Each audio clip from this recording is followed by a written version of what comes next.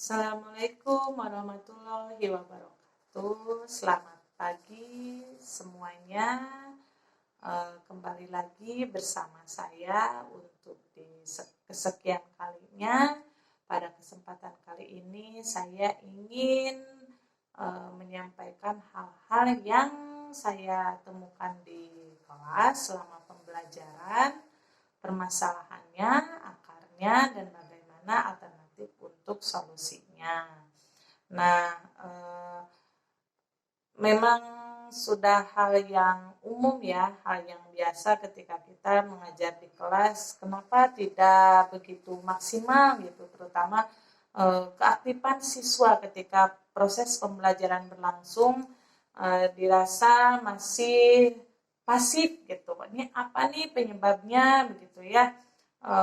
Kita sudah berusaha memancing siswa gitu, sudah menerapkan berbagai cara, tapi siswa kok kenapa masih belum aktif juga. Nah, setelah saya telusuri gitu ya, saya wawancara juga kepada siswa bahwa beberapa siswa merasakan bahwa pembelajaran di kelas itu diantaranya salah satunya adalah materi yang terlalu banyak misalnya, atau kebermanfaatannya di di lingkungan atau di kehidupan sehari-hari itu apa gitu, sehingga mereka kurang menarik untuk belajar gitu karena manfaatnya sebatas teori gitu.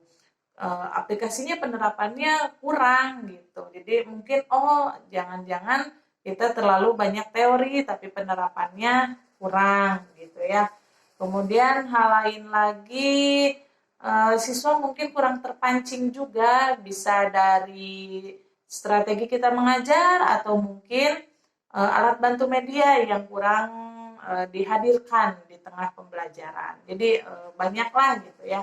Nah, atau mungkin juga salah satunya kondisi di kelas juga gitu ya, ketika siswa kurang nyaman gitu, bisa jadi salah satunya.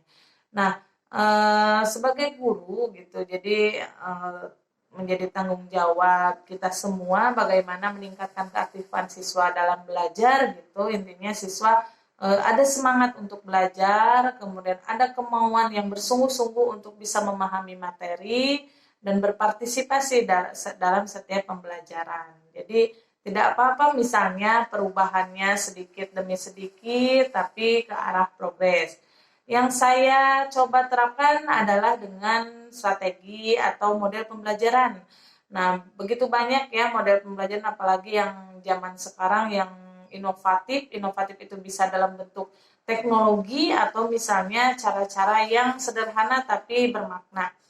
Jadi saya menerapkan salah satunya model pembelajaran problem based learning. Nah, di model tersebut gitu ya, jadi di situ siswa akan menuntut siswa untuk belajar aktif. Kenapa? Karena kita diawali dari membawa masalah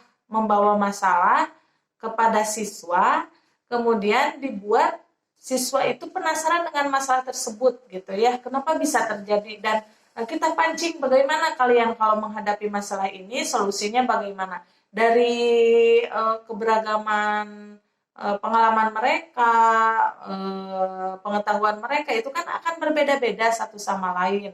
Nah, nanti dibuat dikelompokkan pembelajarannya. Setelah dikelompokkan, ada kerjasama, ada kolaborasi, kemudian mereka saling berdiskusi gitu ya.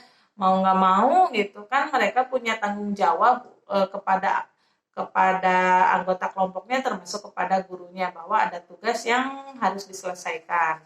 Nah, dengan dihadirkannya masalah gitu, jadi ternyata materi yang saya pelajari itu bermanfaat untuk mengatasi masalah ini yang ada di lingkungan kehidupan sehari-hari. Misalnya contoh kalau di geografi tentang longsor gitu ya. Kenapa nih daerah sini longsor berulang-ulang gitu? Apa yang bisa kita lakukan? Nah, disitulah kita mulai memasukkan materi yang teori yang ada dengan pengalaman-pengalaman siswa, kita diskusikan bersama-sama, tidak hanya dari saya tapi sumber belajar dari siswa. Itu akan membuat siswa lebih aktif dalam pembelajaran. Jadi yang kita harapkan itu siswa tidak hanya mendengar dari penjelasan guru, tapi dia yang akan menyampaikan materi. Mungkin itu masih banyak sebetulnya alternatif solusi, nanti di pertemuan berikutnya kita akan bahas lagi. Terima kasih atas perhatiannya, semoga bermanfaat. Assalamualaikum warahmatullahi wabarakatuh.